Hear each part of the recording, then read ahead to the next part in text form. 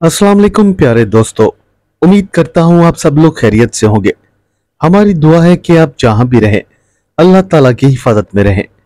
प्यारे दोस्तों, हमारी आज की कहानी हमें नादिर भाई ने सऊदी अरब से भेजी है। तो आइए बढ़ते हैं कहानी की तरफ। मेरा नाम नादिर है और मैं बुनियादी तौर पर एक कारोबारी शख्स था। मेरा जहन हर वक्त अपने काम के मुताल्लिक ही सोचता रहता। इसी बिना पर मैं बिजनेस में अपने बाकी साथियों से सबसे आगे था। मैंने अपनी जिंदगी में जितनी मेहनत की, खुदा ताला ने मुझे उसका फल उससे दुगना दिया। मैं हमेशा गरीबों की मदद किया करता था। शायद इसी वजह से मेरे रब ने आज मुझे माला माल कर दिया था। मेरा कारोबार इतना फैला कि अरब ममालिक तक जा पहुंचा। शुरू के 10 साल तो मैंने बहुत तगोदो और मेहनत से गुजारे। मैं अपना तमाम वक्त अपने कारोबार को दिया करता, लेकिन आखिर कब तक। बहुत जल्द ही मुझे मेरे डॉक्टरों ने बताया कि अगर मैंने मुसलसल काम ना छोड़ा तो मैं बुरी हद तक बीमार हो सकता हूँ। लिहाजा उन्होंने मुझे मशवरा दिया कि मैं अपने घर से कहीं दूर 1-2 माह के लिए चला जाऊं, ताकि मेरा जहन और तबीयत कुछ फ्रेश हो जाए। पहले पहल तो मैं यही समझता रहा कि किसी गैर मुल्क ही चला जाऊं तो ज्यादा मुनासिब रहेगा, लेकिन फिर मुझे अपने नादरन एरिया का ख्याल आया। मैंने अपना सामान पैक किया और सवात के लिए रवाना हो गया। मैं अपने दिल ही दिल में बहुत खुश था कि चलो इस बहाने मुझे घर का माहौल मिलेगा और कोई डिस्टर्ब भी नहीं करेगा। मैं अपनी मर्जी से सोने और जागने के लिए तरस गया था। पढ़ने को ढेर सारी किताबें भी मैंने पहले ही अपने बैग में रख ली थी, ताकि मुझे कभी तन्हाई का एहसास ना हो। पहले तो मेरा इरादा था कि मैं यहाँ 15 दिन कयाम करूंगा, लेकिन वक्त गुजरने का कोई पता न चला और मैं 1.5 माह तक यहाँ रहा। सच कहूं तो अगर अमजद ना होता तो मैं ये दिन भी वहां ना गुजार पाता।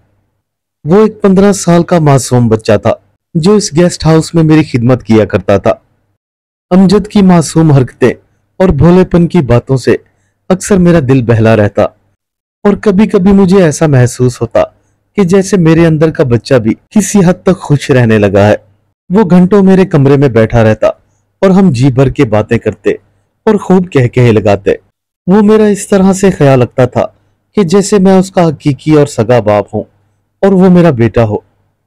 आहिस्ता आहिस्ता मुझे भी उससे उतनी मोहब्बत और उनसियत हो गई थी जैसे कि मुझे मेरे सगे बेटों से थी। इस अरसे में मेरी सारी टेंशनें और बीमारियां खत्म हो गई थी। इस बंगले नुमा घर में आज मेरा दूसरा दिन था। सख्त सर्दी थी, लेकिन कमरे को गर्म करने के लिए आतिशदान में कोयले खत्म हो गए थे। मेरी इतनी हिम्मत नहीं हो रही थी कि बाहर जाकर कोयले ले आऊं। ऐसे में ये सोचकर कि होटल की इंतजामिया को इस बारे में बताना चाहिए, मैं अपने बिस्तर से उठ खड़ा हुआ। लेकिन उस रात शदीद सर्दी की वजह से कहीं से भी कोयलों का इंतजाम ना हो पाया था। सर्दी अपने अरूज पर थी और मैं इधर उधर नजरें घुमाता हुआ वापिस अपने कमरे की तरफ बढ़ने लगा। मैं जैसे ही अपने कमरे में आया तो अमजद वहां पहले से ही मौजूद था। मुझे कमरे में दाखिल होता देखकर वो मुस्कुराने लगा और मैं भी उसकी मौजूदगी का एहसास पाकर एकदम से खुश हो गया। ओ अरे अमजद बेटा, तुम कब आए? मैं जरा नीचे रिसेप्शन पे गया था ताकि कमरे को गर्म करने का कोई बंदोबस्त कर सकूं। यार देखो ना, काफी देर से मेरा कमरा ठंडा हो रहा है। आज सर्दी कुछ ज्यादा है और कोयले भी खत्म हो चुके हैं। मैंने उदास लहजे में उसकी जानिब देखते हुए कहा। न जाने क्यों आज सर्दी में इतनी शिद्दत थी कि मुझसे बर्दाश्त ना हो पा रही थी। बस इतनी सी बात है अंकल, मैं भी कोयले ला कर देता हूँ आपको। इतना कहकर अमजद एक झटके से मेरे बेड से उठ खड़ा हुआ और बाहर की तरफ जाने लगा। अरे अमजद बेटा, रुको तो सही, जरा ये पैसे तो लेते जाओ। मैंने अपनी जेब से कुछ पैसे निकालकर उसकी जानिब बढ़ाते हुए कहा। मेरे हाथ में पैसे देखकर वो एक लम्हे को मुस्कुराया। अंकल, पैसे देने की जरूरत नहीं, मैं अभी अपने चचा के घर से कोयले ले आता हूँ। जब आप दुकान से कोयले ले आए तो फिर मैं उन्हें वापस कर आऊंगा। इतना कहकर वो कमरे से बाहर जाने लगा। ठीक है अमजद बेटा, खुदा तुम्हारा भला करे। इतना कहते हुए मैंने कमरे का दरवाजा बंद कर दिया और अमजद वहां से कोयले लेने चला गया। जब वो वापस आया तो उसके हाथ में कोयलों का एक बड़ा बैग था जो उसने आते ही आतिशदान में डाल दिया था। लगता है बेटा तुम्हारा घर यहीं पास ही कहीं है, इसलिए तुम जल्दी वापस आ गए। जी जी अंकल, मैं यहाँ नजदीक ही रहता हूँ और अपने चचा नसीरुद्दीन का पोता हूँ। इतना कहकर उसने एक जानिब को अपना सर झुका लिया और कुछ उदास सा भी हो गया। ओ बहुत खूब। अच्छा अमजद, मुझे ये बताओ कि तुम अपने चचा के पास क्यों रहते हो, अपने वालिदैन के पास क्यों नहीं रहते?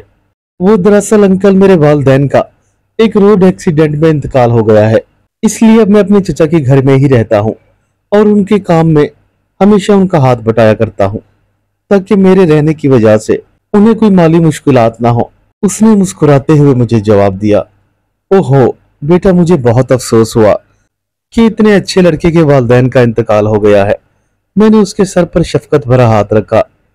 जी अंकल, शुक्रिया। बस क्या कर सकते हैं, अल्लाह के आगे भला किसकी मर्जी चलती है। जो भी होता है भले के लिए ही होता है, और इस दुनिया में हम सभी मेहमान ही तो हैं। लेकिन एक बात जरूर है, आपका चेहरा मेरे वालिद के चेहरे से काफी हद तक मिलता जुलता है। जिस दिन आप अपनी गाड़ी से उतर रहे थे तो मैंने आपको दूर से ही देख लिया था, और मैं आपका हाथ पकड़कर आपको इसी गेस्ट हाउस ले आया ताकि किसी बहाने मैं आपके करीब रह सकूं। वो लड़का मुसलसल मेरे चेहरे पर अपनी नजरें जमाए हुआ था। हाँ हाँ, क्यों नहीं बेटा, तुम भी मेरे बेटे जैसे ही हो। मैं उसकी कैफियत का अंदाजा लगा सकता था। मेरे चेहरे में वो अपने बाप की सूरत तलाश कर रहा था। ऐसा करके उसे दिली खुशी महसूस हो रही थी और मेरा भी दिल खुश हो गया था। आखिर इस तन्हाई भरे माहौल में कोई तो था जो मेरा ख्याल रखता। इस 2 माह के अरसे में अमजद ने मेरा इस तरह ख्याल रखा जैसे कोई बच्चा अपने माँ बाप का ख्याल रखता हो। मेरे मुंह से कोई फरमाइश निकलती तो वो सर्दी की परवाह किए बगैर दौड़ता हुआ वो चीज ले आया करता था। मैं अक्सर उसे आवाजें देता रह जाता, बेटा आज सर्दी है, तुम कल ले आना। लेकिन वो मेरा जुमला सुनी अनसुनी कर देता और फौरन ही वो चीज मेरे सामने ला रखता। एक दिन वो मेरे लिए कुछ फल ले आया, लेकिन फल काटने के दौरान मेरी उंगली जख्मी हो गई और उससे खून बहने लगा। ये देखकर अमजद सख्त बेचैन हो गया और वो उस वक्त तक मेरी उंगली को पकड़े खड़ा रहा कि जब तक उससे खून निकलना बंद ना हुआ। मैं हैरान था कि उसने मिनटों में मेरी उंगली पर दवाई लगाकर उस पर पट्टी भी लगा दी थी। इस वाकये के बाद तो मेरी मोहब्बत उससे कुछ बढ़ती ही गई। मैंने उससे रकम देना चाही, लेकिन उसने लेने से इनकार कर दिया, बकौल उसके कि वो मेरी खिदमत पैसों के लालच में नहीं बल्कि अपना बाप समझकर करता है। मुझे यहाँ रहते हुए 1.5 से 2 माह गुजर चुके थे और अब आखिर मैंने वापस भी जाना था। लिहाजा मैंने अमजद को सख्ती से ताकीद की कि वो कल सुबह यहाँ जल्दी आ जाए, क्योंकि उससे मिले बगैर मैं यहाँ से हरगिज नहीं जाऊंगा। मेरे ये अल्फाज सुनकर उसका चेहरा एक लम्हे को मुरझा गया था और वो उस बात में सर हिलाता हुआ बुझल कदमों के साथ कमरे से बाहर निकल गया। मैं उसके दिल में होने वाली तकलीफ को समझ रहा था। आखिरकार वो एक छोटा बच्चा ही तो था। वो किस तरह ये जुदाई बर्दाश्त कर सकता था, और वो भी उस शख्स से कि जिसे देखकर वो अपने बाप का तस्वुर किया करता था। उसने मुझे बातों ही बातों में कई बार इसरार किया था कि मैं अभी कुछ अरसा यहाँ मजीद ठहरूं, लेकिन मेरी कारोबारी मजबूरी ऐसी थी कि मेरा वापस घर जाना बहुत जरूरी था। मैं सोच रहा था कि जब अमजद आएगा तो उसकी खिदमात के सिले में मैं कुछ रकम जबरदस्ती उसकी जेब में डाल दूंगा, और अगर वो इनकार करेगा तो मैं उसका बाप बन जाऊंगा और जबरदस्ती उसे थमा दूंगा। बस फिर वो खामोशी से वो रकम अपनी जेब में रख के चला जाएगा और मेरा भी दिल कुछ हद तक के लिए रिलैक्स हो जाएगा। लेकिन अमजद का इंतजार करते हुए मुझे 1 घंटे से ऊपर हो गया था। वो अभी तक नहीं आया था। न जाने उसे आने में कितनी देर हो जाए। ये सोचकर मैं अपने कमरे से बाहर निकल आया और उसके घर का पूछता हुआ उसी जानिब बढ़ने लगा। मैं पहाड़ों की ढलानों से चढ़ता हुआ ऊपरी हिस्से की जानिब बढ़ रहा था। मैं अभी नसीरुद्दीन के घर पहुंचा भी ना था कि मुझे एक दरख्त के पास अमजद खड़ा हुआ नजर आया। उसे देखकर मुझे बड़ी हैरत हुई कि वो बड़ी बेफिक्री से मेरी जानिब देख रहा था। अमजद, अमजद बेटा जरा इधर तो आना। मैंने उसे देखते ही फौरन आवाज दी, लेकिन वो मेरी इस बात के जवाब में कुछ ना बोला और खामोश नजरों से मेरी जानिब देखता रहा। उसकी आंखों में एक अजीब सी हसरत थी और चेहरे के तासुरात भी आज कुछ मांद पड़ रहे थे। उसका उदास चेहरा देखकर मेरा दिल भी गम से कट कर रह गया था। मैं तेजी से उसकी तरफ बढ़ा ताकि उसे अपने सीने से लगाकर उसका गम दूर कर दूं। लेकिन मैं जैसे ही दरख्त के पास पहुंचा तो वहां अमजद का नामो निशान तक न था। शायद मैं उसकी मोहब्बत में इस कदर पागल हो गया था कि मुझे हर जगह उसका तस्वुर महसूस हो रहा था। मैंने जोर से अपने सर को झटका और नसीरुद्दीन के घर के करीब आ पहुंचा। घर का दरवाजा अंदर से बंद था मेरे दस्तक देने पर मेरी उम्र का ही एक शख्स एकदम से बाहर निकल आया।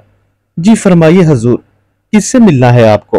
जी वो मैं अमजद से मिलने आया हूँ, क्या वो यही रहता है? मैंने सवालिया नजरों से उसकी जानिब देखते हुए कहा। अमजद? अमजद का नाम सुनते ही नसीरुद्दीन जैसे बौखला सा गया था। जी ये अमजद का ही घर है, लेकिन आप कौन है? वो हैरत से मुझे देखते हुए बोला। जी मैं एक टूरिस्ट हूँ और एक किराए की गेस्ट हाउस में कयाम कर रहा हूँ। आज मैं वापिस अपने घर जा रहा था तो सोचा क्यों ना अमजद से मिलता जाऊं। उस बच्चे ने मेरी बहुत खिदमत की है, मुझे मुनासिब नहीं लगा कि उससे मिले बगैर यहाँ से चला जाऊं। हालांकि मैंने अमजद को कल सख्ती से ताकीद की थी कि वो मेरे जाने से पहले वहां जरूर आए, लेकिन न जाने वो क्यों नहीं आया। कहीं उसकी तबीयत तो खराब नहीं? मैंने नसीरुद्दीन साहब को देखते हुए कहा, लेकिन वो अब भी हैरत भरी नजरों से मेरी जानिब देखे जा रहा था। जी आप अंदर आ जाएं, उसने रास्ता छोड़ते हुए कहा, और मैं भी एक लम्हे को हिचकिचाते हुए उसके कमरे में दाखिल हो गया। कमरे में दाखिल होते ही उसने फौरन ही मुझे कुर्सी पर बैठने का इशारा किया और खुद दूसरे कमरे में चला गया। जब वो दोबारा वापस आया तो उसके हाथ में एक तस्वीर थी और दूसरे हाथ में एक न्यूज़पेपर था। उसके चेहरे पर मौजूद हैरानी के तासुरात मैं बिल्कुल अच्छी तरह पढ़ सकता था। इससे पहले कि वो मेरे पास आकर बैठता, एक औरत भी उसके पीछे से रुनुमा हुई, जो शायद उसकी बीवी थी। मैं अब ये देखकर हैरान हो रहा था कि अब ये अपनी बीवी को यहाँ क्यों ले आया है। ये तस्वीरें देखें, उसने अमजद की तस्वीर मेरे हाथों में थमाते हुए कहा। जी ये अमजद की ही तस्वीर है। वो तकरीबन 2 माह तक मेरे पास आता रहा है और मेरी खूब खिदमत की है, भला मैं उसे कैसे नहीं पहचानूंगा। मैंने मुस्कुराकर उनकी जानिब देखते हुए कहा, क्या आपको यकीन है कि यही आपकी खिदमत करने आता रहा है? इस बार खातून ने पूछा। हाँ भाई हाँ, यही आता रहा है, मुझे तुम लोगों से भला झूठ बोलकर क्या मिलेगा? मैंने उनके लहजों में शक की सी बू महसूस की थी। मेरा जवाब सुनते ही एक लम्हे को वो दोनों मियाँ बीवी एक दूसरे को बड़ी गौर से देखने लगे। बात दरअसल ये है कि हम आपको झूठा नहीं कह रहे, बल्कि अपना शक दूर करने की कोशिश कर रहे हैं। नसीरुद्दीन ने अपनी हैरत पर काबू पाते हुए कहा। शक? कैसा शक? मैंने हैरानी से उन दोनों की जानिब देखा। दरअसल जनाब बात यह है कि अमजद को अपने वालिद से बहुत लगाव था। आज से कई साल पहले अमजद के वालिदैन का रोड एक्सीडेंट में इंतकाल हो गया था, जिसकी वजह से अमजद के जहन को बहुत गहरा सदमा पहुंचा और वो कई माह तक अस्पताल में एडमिट रहा। वो जब भी होश में आता तो अपने अब्बू को पुकारता, जबकि उसके अब्बू तो अब इस दुनिया से जा चुके थे। कुछ अरसे बाद जब वो अस्पताल से फारिग हुआ तो हम उसे अपने घर ले आए। हमने उसे बहुत समझाया कि उसके वालिद का भी इंतकाल हो चुका है, मगर वो ये चीज मानने को तैयार ही नहीं था। कभी कभार उसको ये दौरा पड़ता कि उसके वालिदैन जिंदा हैं और वो अक्सर पहाड़ों पर चढ़ जाता और उनके आने का इंतजार किया करता। फिर जब उसके अब्बू ना आते तो आखिरकार वो थका हारा घर वापस लौट आता। आज से 3 साल पहले भी वो एक पहाड़ पर चढ़ गया। वहां मौजूद लोगों ने उससे बहुत रोका कि वो उस पहाड़ पर ना जाए, मगर उसने किसी की बिना सुनी। वो एक पहाड़ से दूसरे पर और फिर दूसरे से तीसरे पर फलांगता रहा। उसके दिल को एक अजीब सा धड़का लगा था और उसकी नजरें तो जैसे रास्तों पर ही टिकी थी। अपने बाप के इंतजार और कश्मकश में वो इतना महव था कि उसे अपने पांव के फिसलने का अंदाजा ना हुआ और वो नीचे गिरता हुआ एक पत्थर से टकरा कर मर गया। इतना कहकर नसीरुद्दीन की आंखों से आंसू छलकने लगे और मैं हैरत से उसकी जानिब देखने लगा। क्या कहा? अमजद इंतकाल कर चुका है? मेरी समझ में ये नहीं आ रहा था कि वो सच कह रहे हैं या झूठ। अगर वो मर गया था तो फिर मुसलसल 2 माह से मेरे पास कैसे आ रहा था? और उसने तो मेरी खिदमत भी इतनी की थी कि मैं बिना किसी रिश्ते के बावजूद आज उसके घर में मौजूद था। वो मुझे हैरत ज़दा देखकर दोनों मियाँ बीवी आंखों ही आंखों में एक दूसरे को इशारे करने लगे। फिर उसकी बीवी ने वो अखबार मेरी जानिब बढ़ा दिया। अखबार में जो तस्वीर लगी हुई थी उसे देखकर तो मेरे जिस्म में कपकपी सी दौड़ गई। कफन में लिपटी हुई अमजद की तस्वीर मेरी आंखों के ठीक सामने थी, जिसके मुताबिक अमजद की मौत पहाड़ से नीचे गिरने पर हुई। नसीरुद्दीन बिल्कुल ठीक कह रहा था। उसकी कही हुई एक एक बात सच थी, लेकिन एक लम्हे को मैं तो बिल्कुल सकते में आ गया था। मैं वहां से उठा और बाहर की जाने निकल गया। पूरा रास्ता मैं ये सोचता आ रहा था कि ये सब हकीकत है या फिर झूठ। भला ऐसा कैसे मुमकिन हो सकता है कि कोई मरा हुआ शख्स वापिस आकर इंसानों के साथ रहने लगे। वो तो तकरीबन आज से 3 साल पहले ही मर चुका था। आखिर आखिर ये सब कैसे मुमकिन है? ओ मेरे खुदाया, मैं ये किस मुश्किल में पड़ गया हूँ। क्या वाकई उसके वालिद की शक्ल मेरी शक्ल से मिलती जुलती थी? क्या उसकी बेचैन और सरगर्दा रूह अब भी मेरे पास आया करेगी? मैं बस यही सोचे जा रहा था। मैं अपने बोझल दिल के साथ लाहौर जाने वाली गाड़ी में बैठ गया, लेकिन जैसे ही गाड़ी अड्डे से बाहर निकली तो मुझे एक फलों वाली रेहड़ी के पास ही अमजद खड़ा हुआ नजर आया। वो मुस्कुराते हुए मुझे हाथ हिला रहा था, जैसे वो मेरा इस हकीकत को जानने पर बहुत खुश हो। उसका मुझे अलविदा कहने का ये तरीका मेरे जिगर को छलनी कर गया था और बेसाख्ता मेरी आंखों से आंसू निकल पड़े। बस उस दिन के बाद आज भी कभी कभार अमजद मेरे ख्वाब में आता है और हम ढेरों गप्पे लगाते हैं। उम्मीद करता हूं मेरे दोस्तों को आज की कहानी पसंद आई होगी।